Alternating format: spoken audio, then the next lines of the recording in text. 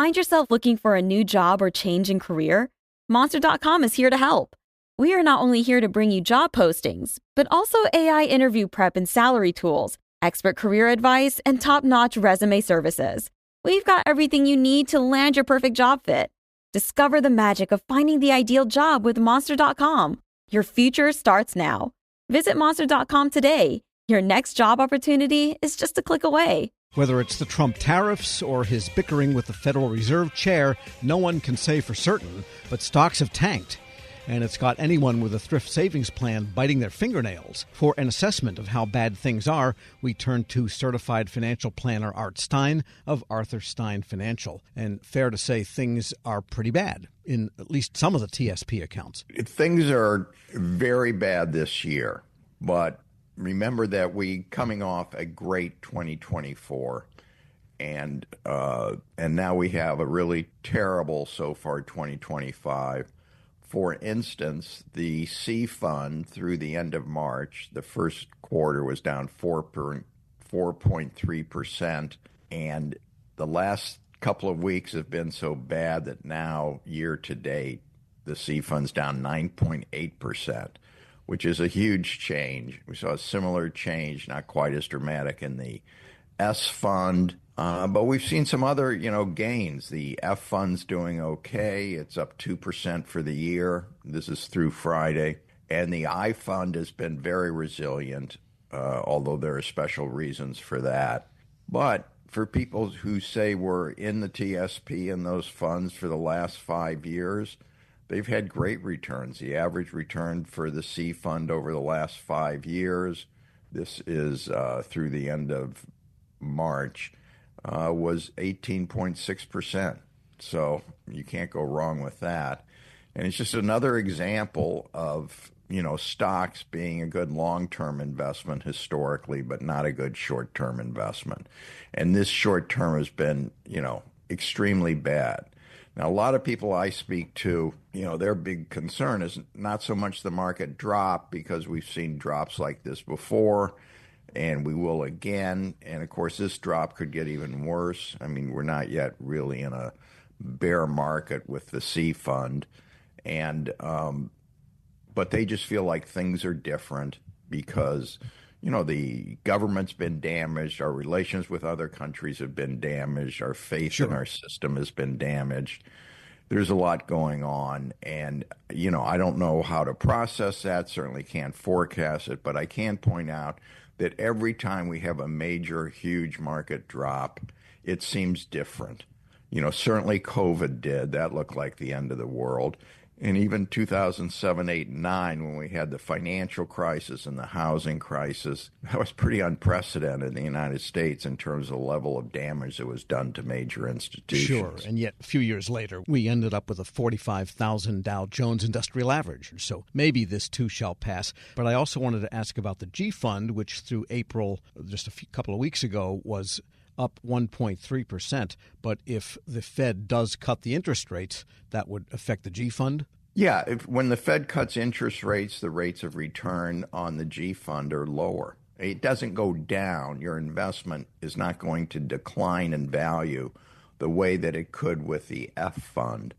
But it means your future rate of return for the G Fund is going to be lower. And, of course, returns for the G Fund have, declined for decades. You're not getting anywhere near the rate of return as when it was first introduced and, even 10, 15 years ago. And there's, that's a negative for the G Fund. It's a positive for pretty much everything else because it's a result of interest rates being lower in the United States. We're speaking with Art Stein, certified financial planner and proprietor of Arthur Stein Financial. And even though, yes, long-term things could get better, but for those Feds that are being forced into retirement now and in this period, and there are a lot of them, this is the other unprecedented piece we're seeing, they might need to use their TSP. And so it's a really rough time to take money out of investments because it is low and you would miss the upside. Exactly right, Tom. And there's actually a more formal name for that called sequence of return risks. And it basically says that if you have to take money from your investments early in your retirement when the investments have declined. It's worse for you than if you are taking money from them during normal times.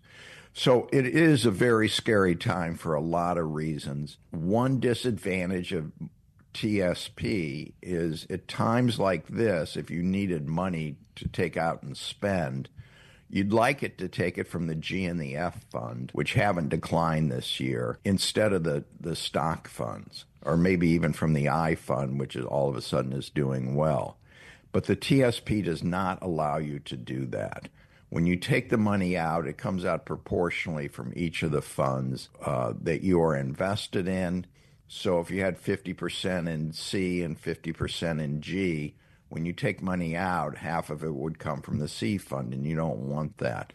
And it's one of the reasons many people, when they are retired or approaching retirement, transfer their money to an IRA, because with an IRA, all IRAs, if you're in an S&P 500 index fund and a bond fund, you could take the money just from the bond fund or just from the stock fund in any proportions that you want. So there's a lot more flexibility there. Yes, because with the TSP, the only control you have is to change your allocation and indirectly affect which ones you take from.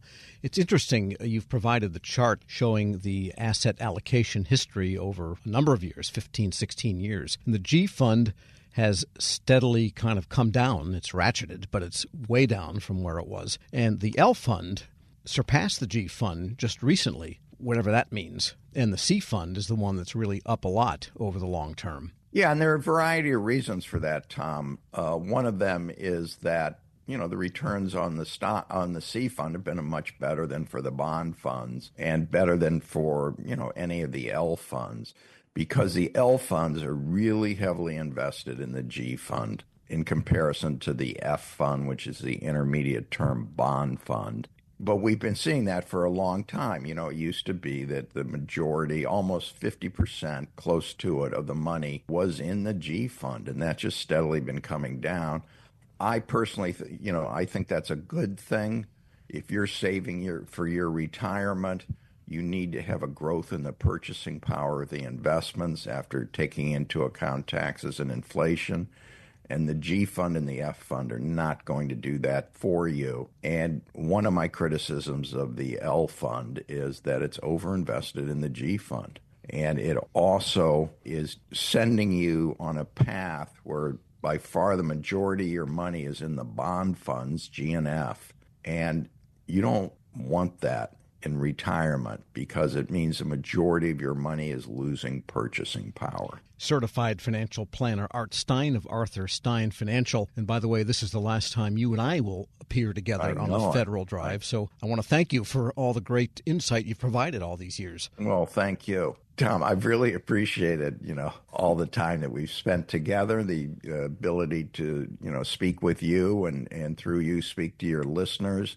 It's been great. I think we've been a lot of help to people. I certainly hear that. And we're going to miss you. I guess we'll do without you, but we're very sorry to see you go. Well, I appreciate that. And we'll post this interview at federalnewsnetwork.com/Federal Drive. Hear the Federal Drive on demand. Subscribe wherever you get your podcasts. Running a business is hard work. Building your website shouldn't be. With Wix, you can express your ideas, give direction, then leave the heavy lifting to AI. From site creation to branded content and images. Have fun with the details.